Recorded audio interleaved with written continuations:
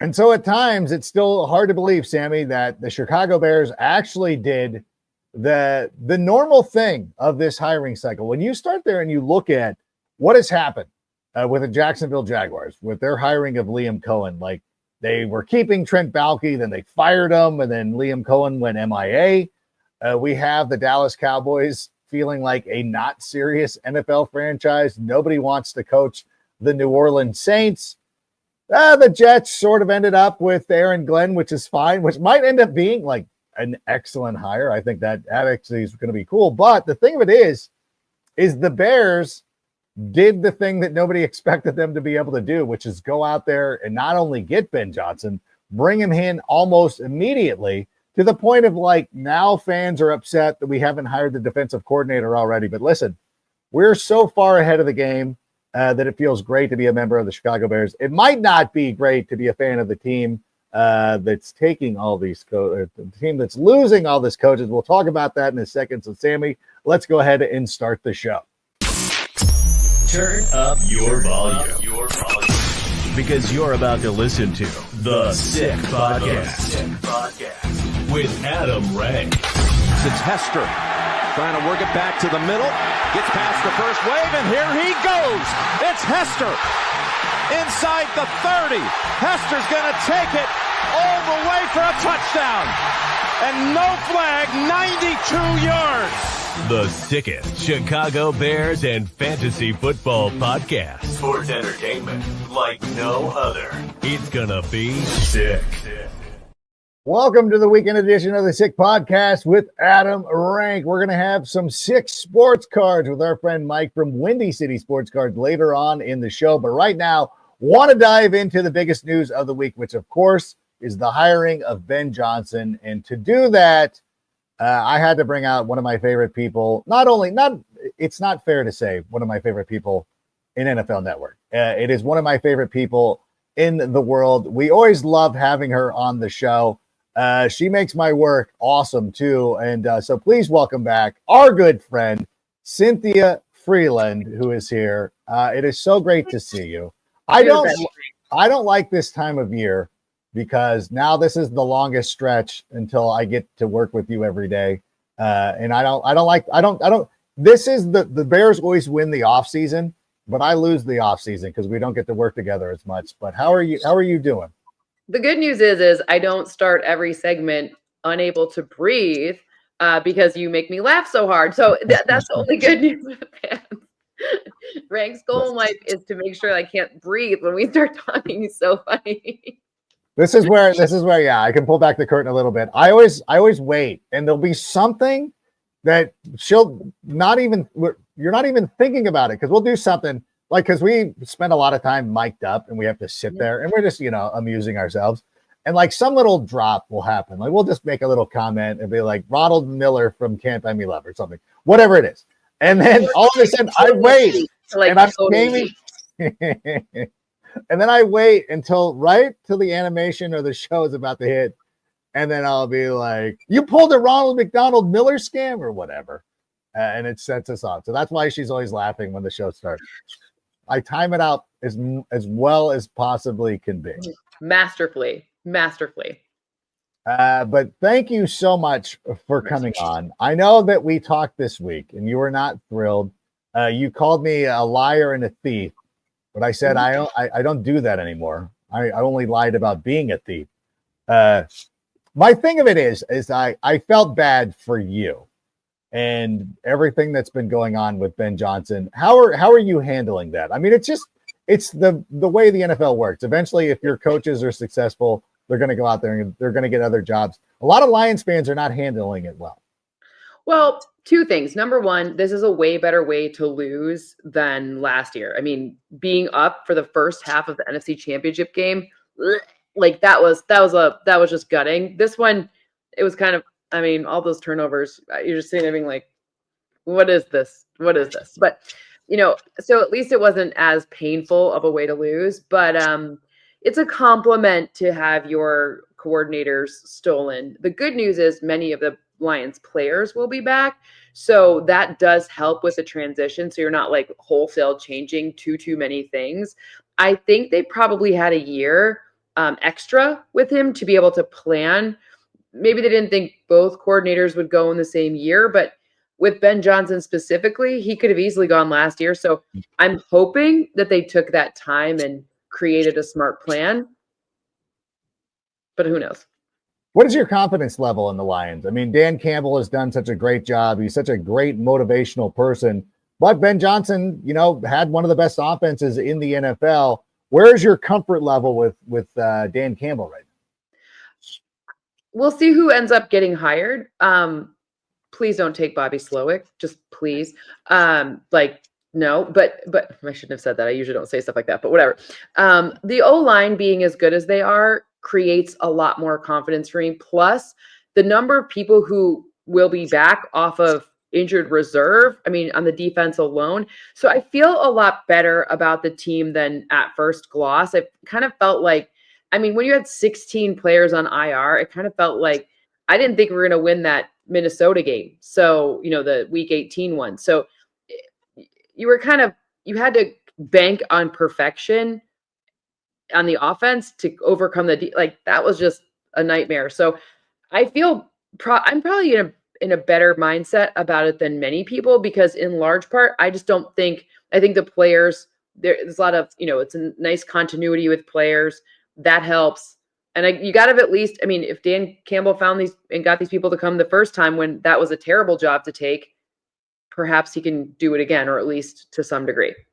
Yeah, when you look at that roster, and it's specifically the offensive line, that is actually going to be a huge help. And they've got that, and they still got Jahmyr Gibbs. So I think they're going to be okay.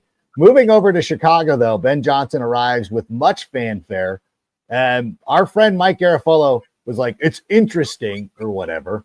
How do you feel like Ben's going to do coming over to the Chicago Bears? I know that there's no guarantee that the hot name offensive coordinator is going to come in there and absolutely kill it. But what's your feeling about Ben Johnson coming to Chicago? Let's see. I reserve the right to change this a little bit, but assuming he can get the kind of staff that to me, part of the advantage for him in staying one extra season and having the kind of year that the Lions had is that now a lot of people want to come work with him. So, you have to remember, part of this is about who you surround yourself with. It is hard to go from the offensive guy to being the main guy, just in general, for anyone. We've seen it time and time again, and it's who you surround yourself with. So I think he'll be able to get these great people to come in. I'm pretty sure, based on how hot of a name he was. Usually you can kind of command the good people to come with you then. But to me, it's going to come down to two things and two things only. Number one, can you figure out a solution to the O-line in free agency? Period, full stop. And then number two, who's your defensive counterpart? Because that person will be charged with quite a bit of structuring, because even I don't care if Ben Johnson's the best in the world, he's never done it before. So you really do, you can't expect someone to come in there and know how to do it. So like I said, it's can you get the defensive structure right? Because the pieces on that defense are very good. Can you get the offense? Can you get a good O-line in place? Because Caleb Williams' upside is absolutely amazing. And Ben Johnson, he's not a one-trick pony guy. He doesn't rely on outside zone running. Blah, blah, blah, blah. We know that, right? He creates the right type of system for the quarterback that he has. And that's really helpful for Caleb Williams. The problem is if you have as much pressure as Caleb Williams, I've said this about Justin Fields. I've said this before, but until you solve the O-line issue, it's just going to be difficult. It's going to be difficult for anyone to succeed. Yeah, and the good news is that the Bears do have 3 picks in the top 41. They've got some money to spend in free agency. Yep. Do you expect this is not a good O-line class? So you're gonna have to probably, it's probably gonna be like, what the? But it's what needs to be done, because there just aren't. This isn't an O-line class like the past few, which have been pretty good O-line classes. This is an O-line class this is a defensive tackle class. Let's put it that way. That's weird. We haven't had one of those in a while, but this is a defensive tackle class. Yeah. Well, and that happens, the NFL being cyclical like that, and college players come out as they do. Trey Smith is obviously one of the guys that'll be looked at if he is able to break free from Kansas City. Obviously, there's some stuff there. If the Bears are sitting there at number 10 and, you have let's say they address the offensive line, do you think it's better for them to go with the defensive tackle position given how deep the class is, or do they have to use that pick on an offensive lineman because the scarcity? I'm going to be honest with you. I would go off. I would pick offensive linemen probably in every draft class, maybe not first, but like you almost can't have enough of them. Like there is not and then what? What's the worst thing that could happen? You trade them away and get equity in return. Big problems there. But I mean, if you see look at the teams who are remaining in the dance, right? The Eagles, pretty darn good O-line there. Patrick Mahomes' right side of his O-line is better than the left, but that feels dicey. The Bills, they have the best offensive line in the AFC. Like it's no surprise that, teams with better O-lines go further. Like you can't, it's such, they don't play in college the same way they play at this next level. So getting it's very hard. It's getting even harder to translate college play to professional play along the O-line. Yeah, we've seen that. And still there's some growth. And if they get the right guy, the Bears still have some pieces available. Braxton Jones could have been a victim of like poor coaching. He's got all the ability in the world. So if the Bears go out there and really hit it out of the park with their offensive line hire or their offensive coordinator, whomever it may be, because as we're recording this right now, we do not have a definitive answer on the offensive line. I know that Fraley was debated about is there still a chance? We say this because he's interviewing with the Jets and the Seahawks. Is there still a chance that he could possibly end up in Chicago? I've heard now with Liam Cohen being hired down to Jacksonville that they're like, we need to go on for like, I don't know. I mean, of course there's a chance, but especially at the coordinator level, it's even more of a, like the value and like the return on investment. If I'm thinking about where I can go win, the AFC South feels a little more winnable than just saying, other places. So I don't know, like NFC North feels harder to win in than the AFC South. So I don't know. Are they valuing wins? Are they looking to be upwardly mobile, or are they like trying to be? Yeah, I don't know. I mean, it's true. And if you're a Fraley and it's, you're coming from the offensive line, you're not a quarterback guru, so to speak, where those guys typically get to be the play callers and everything like that. And obviously anybody who comes to Chicago is not going to be calling plays, but, and this is my sales pitch for Hank Fraley, is that if you come to Chicago and this offense plays well and the offensive line gets its stuff together and now this line is cooking, you'll eventually get a head coaching position quicker than you would if you were going other places. If you went to Jacksonville and weren't calling the play or were calling the plays and it wasn't working out, you can kind of shield yourself from a lot of things if you come in, because you saw guys like KOC who did not get play calling opportunities, but he was connected with Sean McVay. We're hoping that Ben Johnson is going to start to have that rub, although we're getting well ahead of ourselves. We're worrying about the Ben Johnson coaching tree. But I will say this. Let's say that the Bears go out there and they solve the issue with the offensive line enough that it's good. And I'm not saying it's Lions level good, but hey, Braxton Jones is playing well. They drafted well. Maybe they get Trey Smith in free agency. You're like, okay, this offensive line could cook. Do you believe that the match between Caleb Williams and Ben Johnson is going to be a good one? If the O-line's there, then yes. Because the thing, like I said, the thing about Ben Johnson that I really like is we talk about system quarterbacks. Well, I would argue there's more system coaches, people who only come from this like Shanahan, McVay, whatever, and they need a guy to be able to do a certain set of specific things. And if that's not what that guy can do, then they're not a good fit. That's why Sean McVay got rid of Jared Goff. That was not what he wanted to do. Jared did not play the way that Sean wanted to play. Well, you know what? That's not Ben Johnson's thing. Ben Johnson figures out what is best for it. He does it the way that all of us would like our bosses to treat us, where they put us in the best position to succeed, right? Like, look at all of those runs under center. That was where the Lions were best. Now, they had different types of running backs when their quarterback was under center and different types of looks but it all started off by disguising it in something that looked very similar. Well, what does Jared Goff do then? He has to make that decision. Well, that's a decision Jared Goff was good at making, right? Like, as opposed to other things where he wasn't and then what happens from that is when you can see the field, then look what happens with Jared Goff against the blitz. Good things. Look what happens against Jared Goff when the few times he was pressured.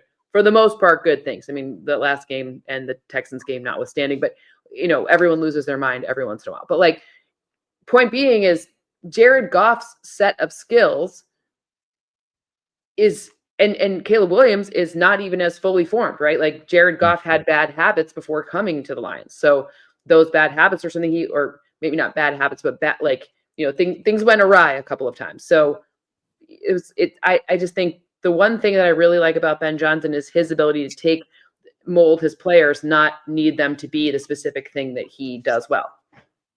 Kind of like when you upgrade cars. Like, I'm old enough to remember my first car that had a CD player, and it changed my life. You're like, oh my God, I've never been able to do this before. I had an AM radio in my old Pontiac Grand Am. I had a Pontiac. That was my first car too, Pontiac Grand Am. Yeah, you know what? And you remember those radios. There was no CD player. Now all of a sudden you get a chance. Because that is one of the things that stands out the most to me, to Ben Johnson, is that he will go in and he's going to work with what he's got, and he's not going to try to he's not going to make Caleb Williams into something that he's not comfortable doing, which is what you want to see. I did notice too, because before Ben Johnson was hired, and I made this joke to you, the Bears made a employment change for somebody who was in their analytics department. It feels like the analytics department can be revamped under Ben Johnson. Obviously, he's got mathematics degrees, something you know something about. What can Bears fans expect in that? So the way I would better describe the teams who use analytics almost means nothing anymore because it's so overused that I don't even know. Everyone uses it so differently. So I would say that what you're trying to do is have the strategy match where you're practicing, what plays you're focusing on, the philosophy and the strategy need to be aligned. If you're telling me to practice, a lot of teams, I don't know if Ben Johnson does it specifically, but a lot of teams, they'll use their 3rd and short calls as a proxy for 4th down calls. And it's just the same thing, right? So getting people comfortable with putting in double or triple the number of 3rd and short calls, and then knowing we're going to use these on 4th down and practicing 2 to 3 times more of those plays in the week makes you just inherently more comfortable with what's going to happen and communicating that this is our strategy. We're going to use 3rd down like a 4th down. And now that kickers have such range, the field position game is a different metric as well. So I think part of it will be figuring out how to adapt quality control week over week so that you're focusing those plays on becoming ones that are more successful. It's not necessarily about, we're just going to go for it. A lot of people think analytics just means to gamble. And that's not what it's saying, right? It's trying to be incrementally better. It's not hey, luck be a lady. It's not that. It's more about taking a strategic look, but communicating that strategy ahead of time. These coaches are making decisions about situations that they want to go for it in a neutral brain, right now, right? Being if it's this, as opposed to the heat of the moment, so they can't get on they can't go on tilt, right? Sometimes coaches do go on tilt, but they're not, to use the gambling metaphor yet again, but they're trying to keep it as tilt free as possible, as unbiased as possible. So it's really more about communicating and then creating that foundation so that you can execute it, and not about in game, I got a little computer. What are you saying? It's not like that. It's not like that. Is it like having the card when you're playing blackjack and you're like, okay, if the dealer's showing a 6 and I've got a soft 17, I need to hit that. But sometimes people have a different strategy. There are sort of rules for card games that most people follow because the table gets mad at you if you don't. But for each football team, you could have different. My rules could be nope, not doing it. Not saying it's logical, just saying your point is to try to gain an edge by making your rules of thumb a little bit better than your opponent's. Yeah, and it's a difference too, because there are some people that sit down at card games and they just have that sheet of like, oh, always hit this, and then there's people who are having counts in their head during the game, like, well, now I gotta split these tens because the count's heavily in the favor that it's more probable that tens are going to show up than a Right. two's going to show up, so stuff like that. And I think that with somebody like Ben Johnson, they're taking it a step further. I also think what Ben Johnson low key understands it's hard to explain, but I'm gonna try it here. Like, in bluffing, if you could truly be random with your bluffing, you would be the best bluffer on the planet. Now I'm going to poker from blackjack, but whatever. But if if most people have tells and you're reading your opponent's tells, Ben Johnson pretty much doesn't. There's no rule that he follows, and the more you can be unpredictably unpredictable, then you're even better. Like, I think they should all go take a class on bluffing and or use the random function in Excel that gives you just random, oh, guess we're doing this call, because then people can't learn your tendencies. People think they're tricking each other. They're not.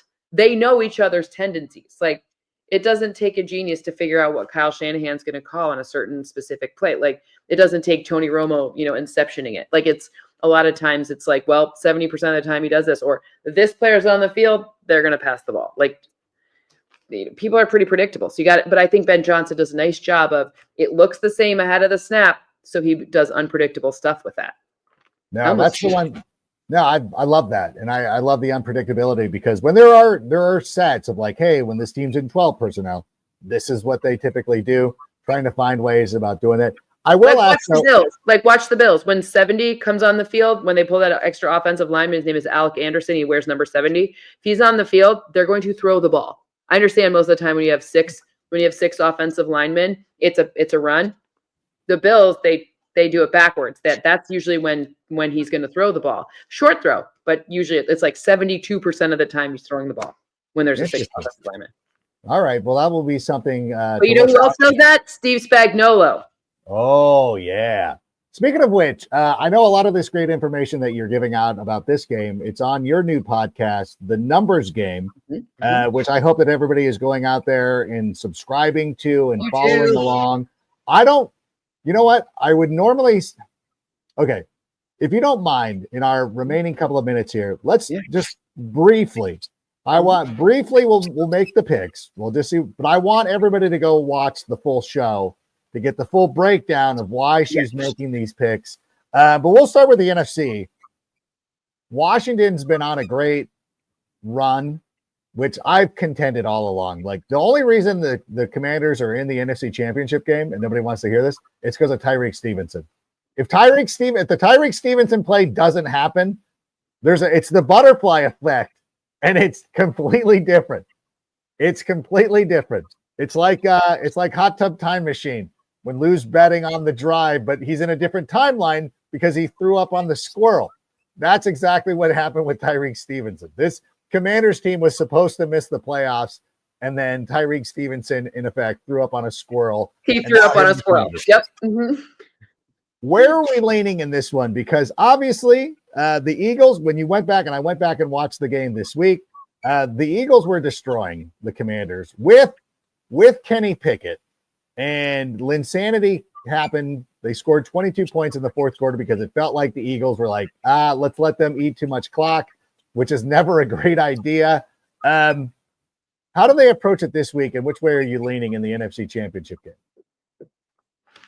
I'm leaning towards the Eagles winning, but not by 6 points. So I think that part of what I like about the Commanders is the fact that, number one, Jaden Daniels doesn't seem to know how big of a moment this is. And I say that in a positive way, right? I don't know how he could, right? So part of what they're doing with him and with Austin Eckler in this one, and using short passes, and, Zach Ertz, is they're just taking what I think Cliff Kingsbury is doing is watching game film of what works the week prior and trying to do that. Problem he's going to have in this one is I don't think you're going to get Jalen Hurts turning the ball over 5 times. Just a thought. But also, it's Saquon Barkley being able to run, and those short passes are where the Commanders get crushed. So I think short passes on both sides are going to be a big difference maker. And I just think, even though Nick Sirianni is feels like he's Like I feel like those like what's that movie with like the emotions where they're all like whatever. His are like on steroids. Like he's got more like Inside Out is the movie. He's like a wildly like just like I can't anyways, but good for him. All valid emotions. Yes. I go to a lot of but I just think that unfortunately as we've seen the Commanders defense keep getting better, I just don't think that they have an answer for what Saquon and that offense can bring. What about in the AFC Championship game? I know a lot of people, unless you're a Chiefs fan or a Swiftie, you do not want to see the Chiefs go to the Super Bowl, but it feels so inevitable. I have a 1-point win for the Chiefs. Now, I will say, with Taylor Rapp being ruled out, if we get no Christian Benford, then I think it swings to be a bigger win for the Chiefs. So it's 1 point, which would then mean you're on the side of Buffalo if you're taking the 1.5 points. Yeah. But if we have no Christian Benford alongside of no Taylor Rapp, I just don't know what is the antidote for Xavier Worthy now. What they're doing is they took his average depth of target down by almost a third, right? So it was about 12 air yards per target. Now it's like 5. Like, it's crazy. It's a very, and then they're asking him to run after the catch. Who can keep up with him from a actual speed standpoint? Rasul Douglas, Bears fans know, former Packer. You can't, like, not a speedster, not a speed demon, right? So I just don't know who's going to keep up with him in that. And then if you're telling me now you need to have Travis Kelce lined up against a linebacker instead of a defensive back, the defensive backs, he's actually, it's something like, I don't know, like you can listen to my show go on YouTube and watch it, and you'll see it's something like 3 yards per reception more when he lines up against linebacker. It's just a mismatch. It's just physically too much. So I know. It's not like saying I want that. There's no like want in anything. Of course, we all want to see new people in the Super Bowl unless it's your team going. But we could also say we want to see a guy win 3 in a row. We've never seen that before. So I don't know. I don't want anything.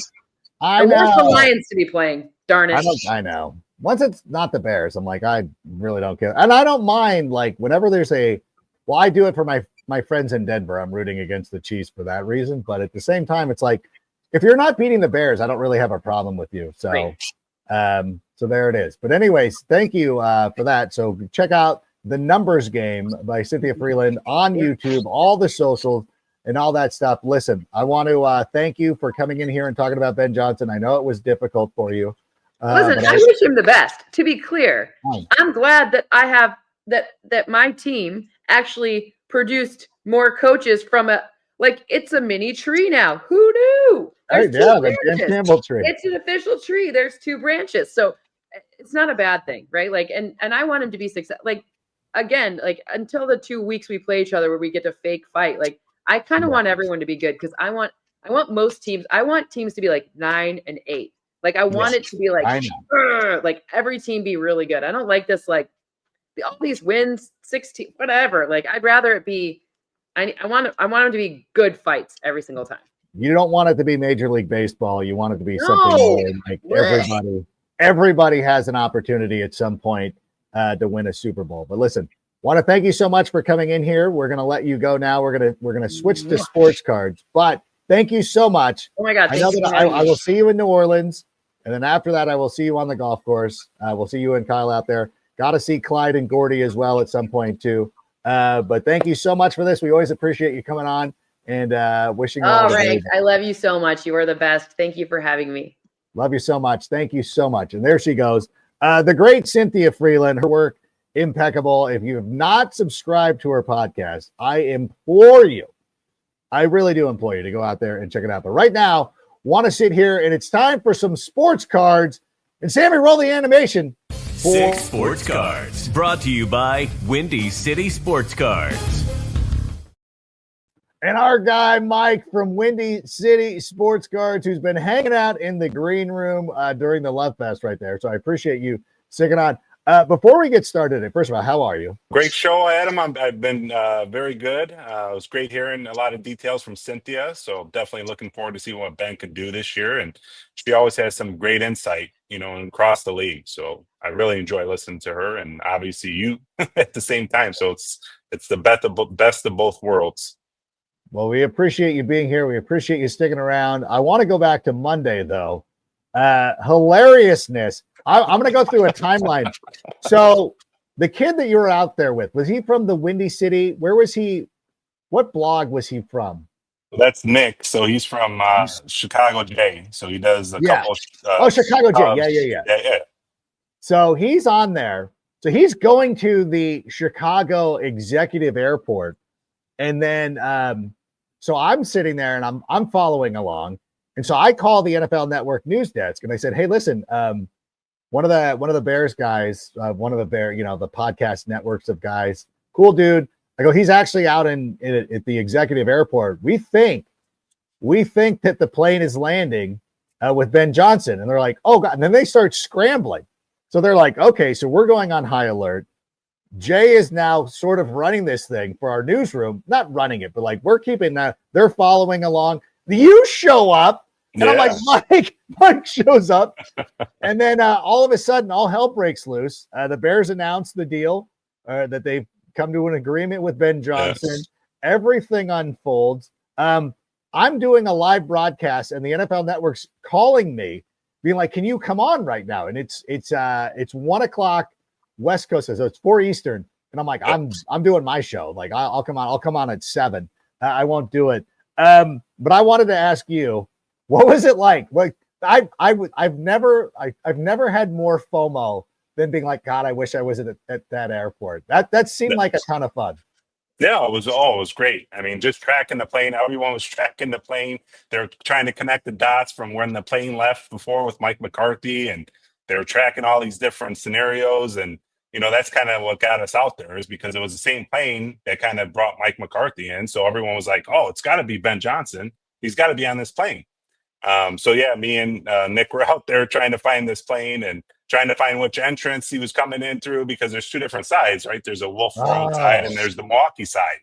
So yeah, we were running back and forth trying to see which side he was coming through, and it was a lot of fun. But it was a great moment, because as we're there trying to do it, they announced that they signed him, and you saw that on the thing. Me and Nick were all excited, and one of his other guys just pulled up too at the same time. So we were all pretty pumped up about it. And it was a great moment, I think, for us being there and just everyone watching. I think he had like 35,000 people watching that on it live. Was insane. It was insanity. And I know that you talk about fans and the whole idea of fandom and everything like that. And I know that the haters are out there like, these guys are ridiculous. Like, no, this is what makes it fun. Like, this is the whole point of this, is the enjoyment of like these moments. And this is it's not as good as winning the Super Bowl, but it's like winning a game. Like, I was pumped up like beyond belief over the last couple of days, like that this all unfolded, and you were there live, enjoying this in the cold. And I just remember watching. It's just a silly thing now. 5 years from now, we might be like, "Oh God, remember when we thought Ben Johnson was the answer?" Or it could be a Ditka-like moment where we're like, "Hey, the day that he landed his plane in Chicago," like, because it'll be something that, and I wish the Bears would have put it in their intro video. They used me, by the way. I wish they would have included that, because that was a real. I know it's not national, I'm national media, but like, it was fun. It was one of the. It was like watching the fans outside of Wrigley Field after the Cubs won the World Series, 2016. Yeah, I mean, and those are the moments, and like you said, it's the day that everyone hopefully looks back at and say that's the day it changed, right? So we're a little bit older, so we remember the last Super Bowl, right? So to me, I want all the newer fans of the Bears to have that same experience, right? And that's what we're all trying to drive towards. The Bears are, and everyone else is having those moments, right? Because you can't always guarantee, being Patrick Mahomes and the Kansas City Chiefs, right? They're going to maybe this year. Like, those things don't happen. That never happened, right? No one's ever three-peated. So, I think Ben's going to bring a lot of excitement and a lot of different things to the team, and I think he's going to do a great job. But again, it's about supporting that, right? And showing that the fans care, because they do. I think out of any fandom, I'm not going to say, everyone's fandom's not as great as ours, but we care. We care a lot about our team and our players and wanting success, right? So it was a great moment for sure. And then we actually went out there the next day to try and get him when he actually did come in. Right. Yeah. So that was a good time too. And it was even colder that day than the day before. So, no, we had some fun with it, and I would do it all over again, 100%. It was Absolutely. No, I'm with you. And it looked like so much fun. And again, you're just like, God, I wish I could have been out there. That would have been such a blast to be able to go out there and do it. And I will say, though, when you talk about fandom and you talk about the Chicago Bears, this is a unique fan base. And I think that, for everybody who talks about how delusional the fans of the Bears are and things of that nature, it's true.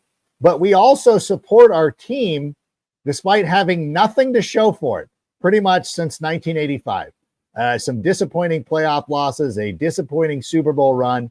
There really hasn't been a thing to be like, well, we at least got to enjoy this era and be as passionate as we were. And you also notice it too, because the media always picks on us because they know that we're going to react. For those decades that the Chiefs were irrelevant, like there wasn't like the national media didn't know that you're like, well, ignite the Chiefs fans because they have great fans and they come out. No, they don't. They really don't come out of the woodwork because they go away. Like when these fans don't win, they go away. And I know that Green Bay's never had to experience this. And that's the one thing about the Chicago Bears is that it feels like whenever you talk to somebody, and I'm not talking about the people in the UK and stuff like that who pick teams at random because like I'm an Arsenal fan. There's no reason for me to be an Arsenal supporter. But like guys like like my friend Vernon Kay is a Bears fan, 85 Super Bowl, stuff like that. Okay, you can see some sort of things like that. But when you run in the United States, when you run into somebody who is a fan of the Chicago Bears, they are usually from the Chicagoland area or Iowa or one of the surrounding traditional markets for the Bears. Even for somebody like me who lived in Chicagoland area for just 5 years, still do it as a nod to my heritage and my parents and all that stuff. And so everybody's got like a great thing. It's not like when you run into a Packers fan, like, hey, where are you from? They're like Cerritos. Oh, so you're a Dodgers fan and a Packers fan. And I know it's weird for me because I root for LA teams, but still, when people are like, where are you from? You're like, Hoffman Estates and Schaumburg. Oh, okay, fine. Okay. I get a pass. There's usually not a deep dive until somebody's like, where did you go to high school? Like my sisters went to Schaumburg High. I grew up out here in Southern California, but still there is something unique about it. And I do want to ask you about, before I get to this question, I want to let everybody know that at Windy City Sports Cards, they specialize in buying and selling all things related to Chicago sports.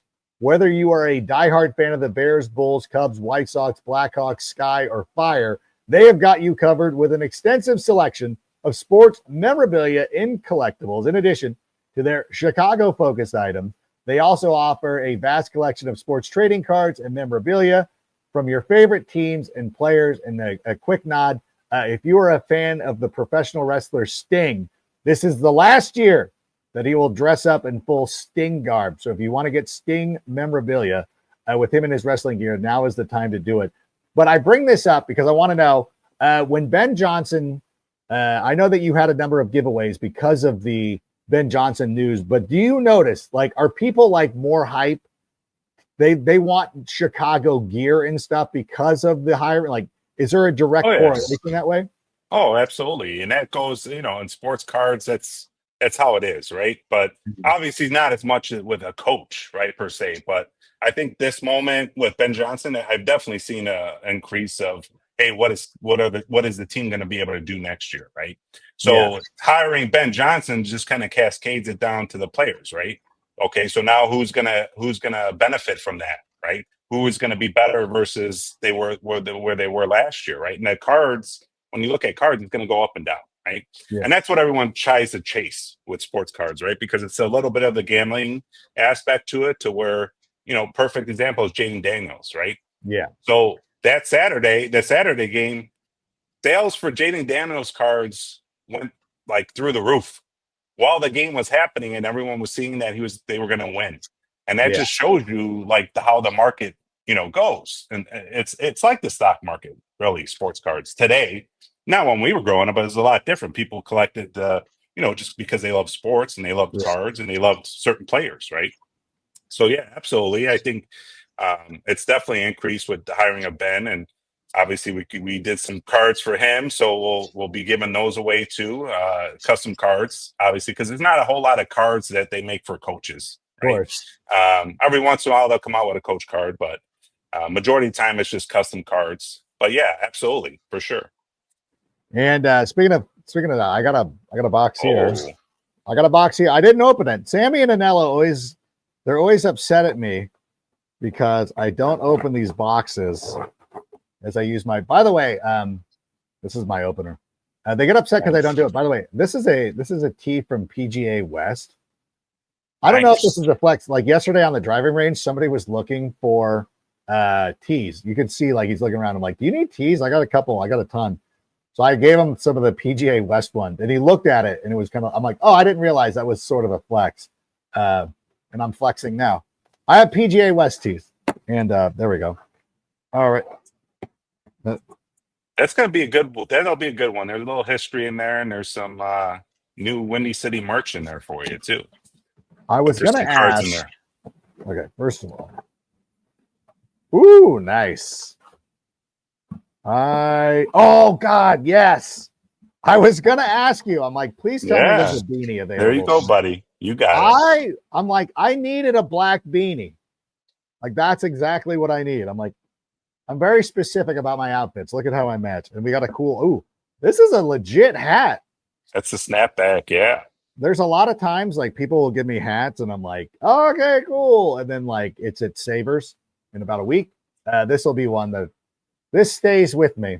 Both of these, yeah, that'll be in the lineup. When I was disappointed with the Bears, I put away a lot of the merch that I have, like my sweatshirts and everything like that. Like they're still in a bin right now. I'm like, I don't want to deal with it for a little bit. Slowly but surely breaking it out. But I like the Windy City sports cards. When we go down to the Super Bowl, I'll be wearing a lot of the merch. So we'll show off this way. Thanks, Adam. So these are okay. Oh God. So there's 2 cards here. There's oh my 2 God. in each pack. Yeah, there's some good stuff in there.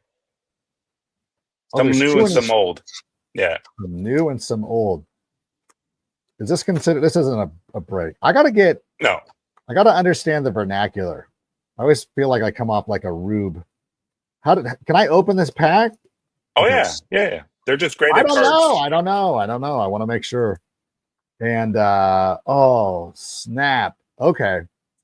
This is so cool. So we got this is Caleb's debut card there. Yeah. So that's his first uniform card, debut card from Topps. No way. That is amazing. Thanks. Oh my God. So this is very cool. And then, oh my God, I love this. NFL scoring leader cards. Yeah. The Kevin Butler Butthead. Oh, that's a great card. Who's the other guy? Tony Franklin? Yeah. Oh, that's Tony Franklin. Look at me. This is my wheelhouse of like. That's a cool card. I like that card. That is so rad. And this is one of the things that I always go for too, is having something that's meaningful to you. You know what I'm saying? Like, I think a lot of us who get into sports card collecting always are like, hey, like what means something to you? Although I am upset. I think my bank closed my safety deposit box and ended up with my Ken Griffey Jr. rookie, which is like, oh my goodness. What are you gonna do? It's for us, and we think the older people have collected cards is about the memories, right? And it was growing up, and going to the card shop with your friends, talking about sports. I mean, those are the memories that people are fond of, right? And that's how a lot of the older people got their kids into it, and it's kind of morphed and changed a lot, I think. But for us, it's about the memories, right? It's about the tradition of doing it and hanging out with your friends. And when I used to go to my local sports card, growing up in the city, it was half sports cards and half coin shop, right? And the guy who was running it was like 70 years old, right? We'd go in there, we're 10, 11 years old, and he'd get ransacked by all these kids coming in there for cards. But we used to do it all the time, and it was great because you hung out and you talked about cards, and he would give us knowledge too about cards from when he was younger because he was an older guy. So those are great memories for sure growing up. Absolutely. It's the absolute best. And there was a guy named Gary who ran a shop called Players Sports Cards in Riverside, California. And my mom, who was a big shopper, now I remember whenever I'm back in Chicago, the first time I went back into Chicago for the longest time, and I was in Schaumburg, going by the Westfield Mall, I'm like, I don't know why I recognize this. And this is when Sears was still there, and Sears was still running. I'm like, I remember going to that Sears like for growing up. Like my earliest memories of stuff from Illinois, it's always going to be Sears. But out here in Southern California, my mom would also take me out. I would always be the person who would go to the mall with her. And I was always the one, because I was always honest about when she'd be trying on clothes. I'd be like, no, that's good. No. So she always needed me. Like my two sisters were useless. My dad was not going to go. But my reward was always like, if you do this, we'll go to Players afterward. I think that's how, because they're always amazed that I never open the boxes from you. It's like, I know, like I would sit there at the Broadway or Sears or Robinson's May and just sit there and have to just, no, and just go through this whole thing, knowing that eventually I was going to Players Sports Cards. This is incredible. The Jim McMahon. Yeah, with the headband. That's a classic. Classic card. Yeah, I got to redo my shelving here because I gotta start getting these displayed, because now and William the Refrigerator Perry. Yeah, look how young he was there. I know, just a handsome young man. And going back and looking at this and just thinking about like what a luxury pick it felt like at the time for the fridge. Like people did not think that was a good pick back in the day. If I remember this correctly, I feel like people didn't think that was a great pick, and obviously it worked out. He won a Super Bowl, scored a touchdown, which was still something my dad would be upset about to this day. I'm happy that he scored a touchdown, but I'm upset too because Peyton should have scored a touchdown instead of him in the Super Bowl, and that's my only thing.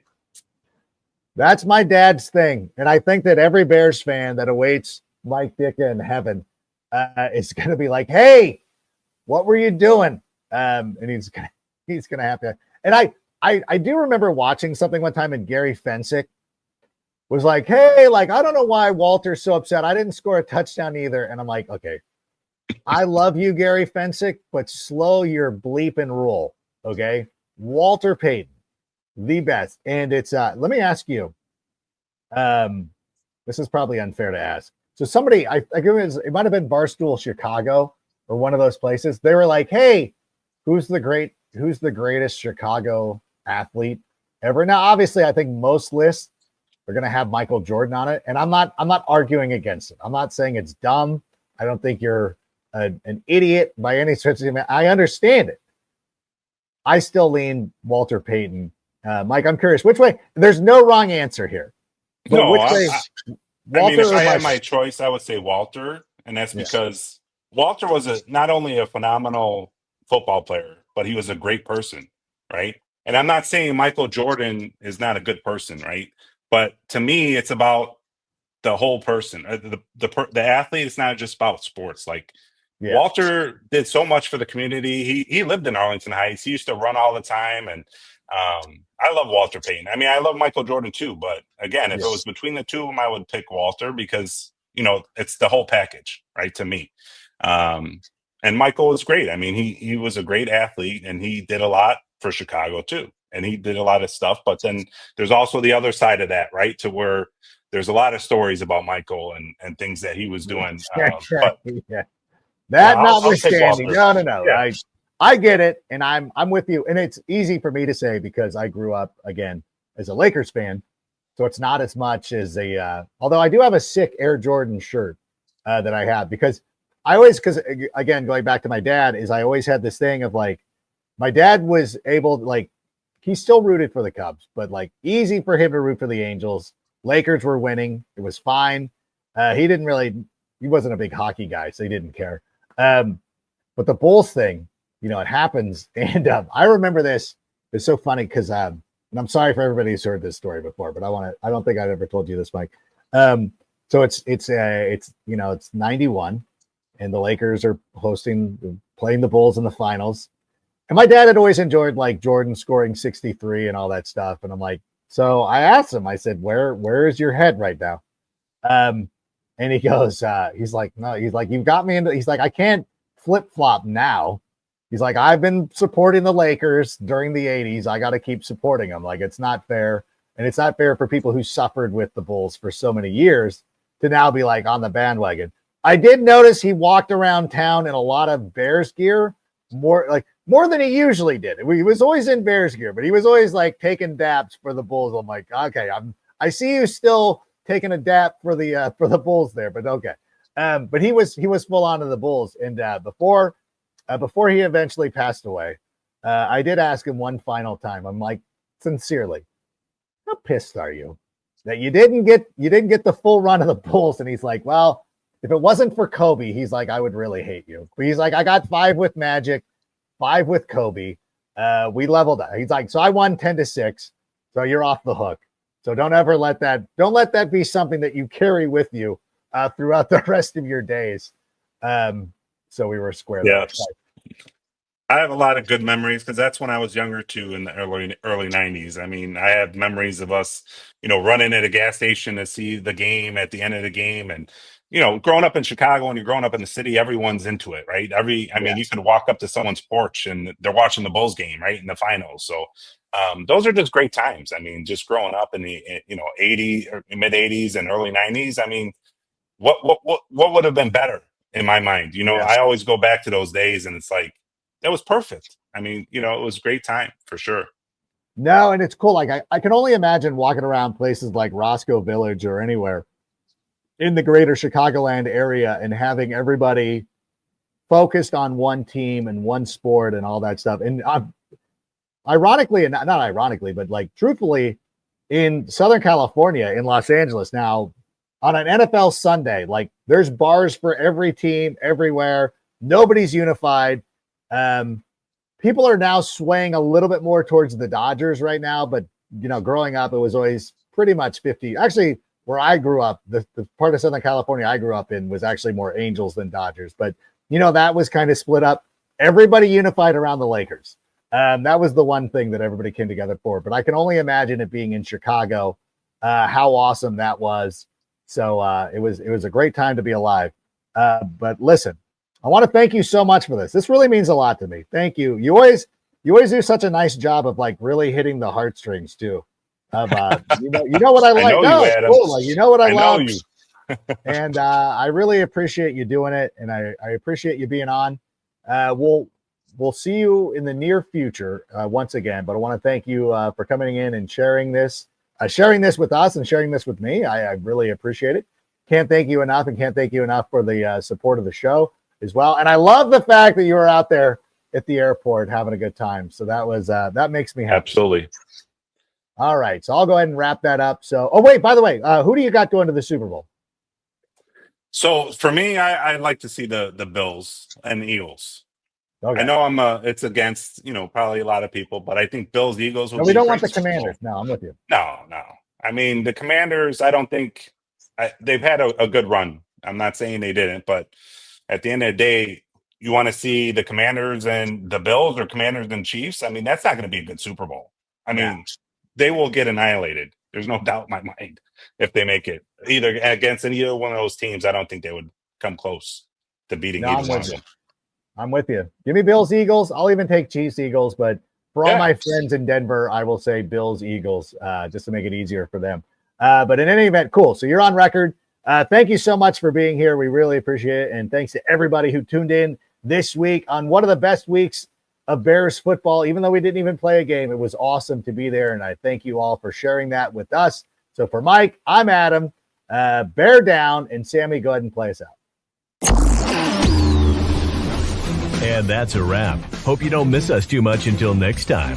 Follow the Sick Podcast with Adam Rank on YouTube, Instagram, Facebook, Google Play, and Apple Podcasts.